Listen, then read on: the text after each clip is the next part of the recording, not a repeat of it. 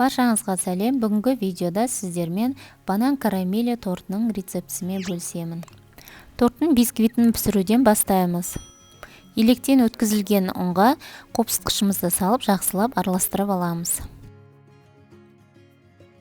Біздің бисквитімізге 3 жұмыртқа кетеді. S1 категориялы. Осы 3 жұмыртқамыздың ағынан сарысын ажыратып аламыз.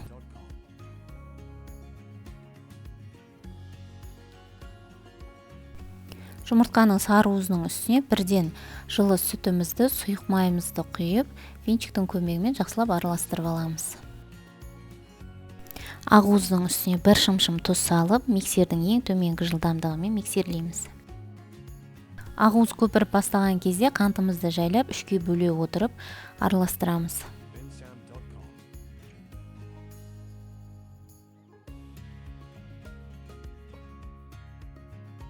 Енді кезегімен араластырамыз. Сарыуызды массаның үстіне ақуызымызды саламыз, жақсылап араластырып аламыз. Одан кейін ұн саламыз. Осылайша 3 бөле отырып, 3 массаны араластырамыз.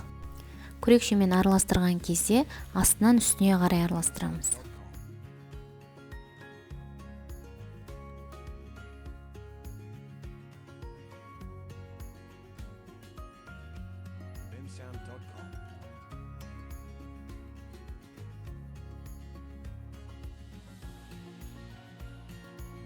Қамырымыз дайын болды. Формаға құйып, 180 градуста 35-40 минутта пісіреміз. Піскен бисквитімізді формадан шешпей онмен суытамыз және пищевая пленкаға орап, тоңазытқышқа 2 сағатқа қойып қоямыз.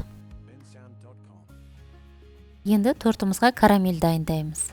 Глюкозный сироп пен қантты түбі қалың ыдысқа салып отқа қоямыз. Және күйіп кетпес үшін үздіксіз күрекшенің көмегімен қозғап тұрамыз.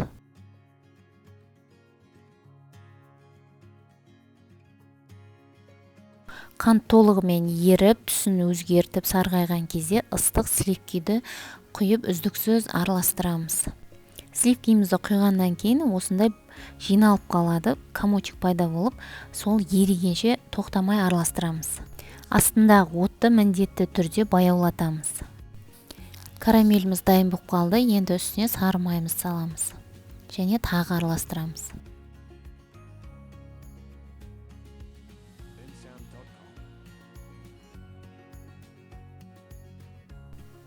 Дайын болған карамельді кондитерлік қапқа салып суытамын, осылай пайдалану ыңғайлы.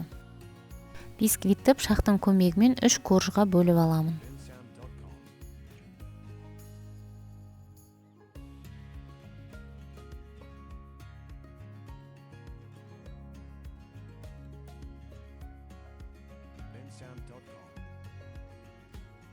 Енді торттың ішкі кремін дайындаймын.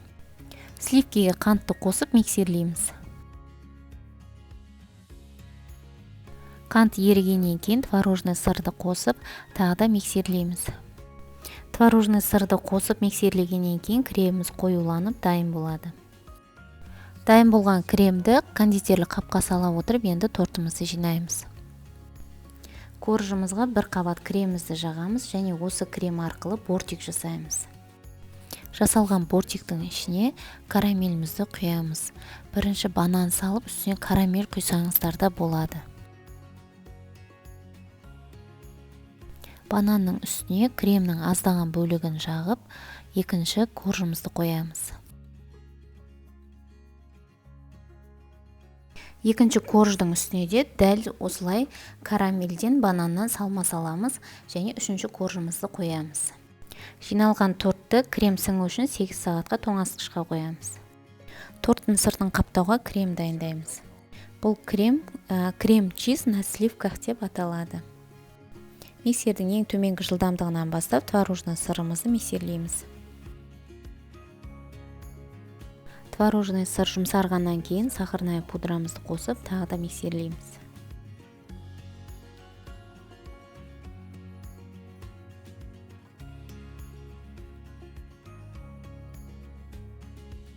Соңынан сливкиімізді қосамыз. Торттың құрамын видеоның описаниясына қалдырамын.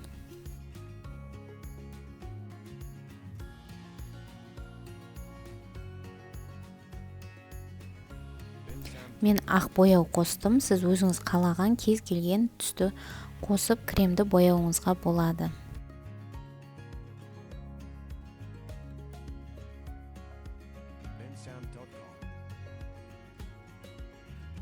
Тортты қаптауға креміміз дайын.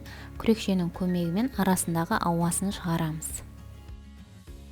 8 сағат тоңазытқышта тұрған тортымызға креміміздің аздаған бөлігін жағып, бірінші обтяжкасын жасап аламыз. Бұны черновая обтяжка дейді. Содан кейін барып кондитерлік қапқа салынған кремімізді бір келкі шығара отырып жағып шығамыз.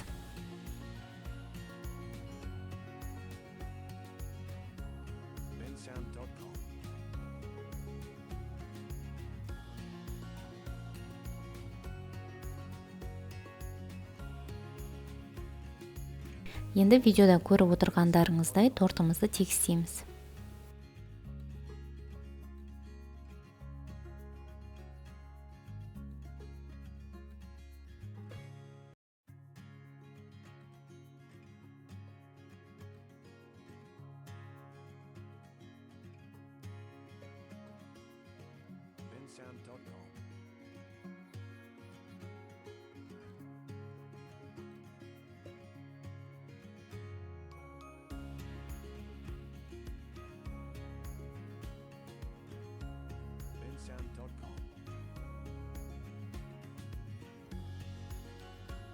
Міне менің тортым дайын болды.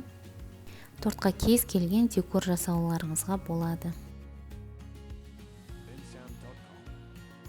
Міне мынау торттың кесілген бөлігі. Егер рецепт ұнап жатса, онда жасап көріңіздер. Каналға тіркеліңіздер, кез келген комментарий қалдырыңыздар. Видеоның соңына дейін көргендеріңізге рахмет.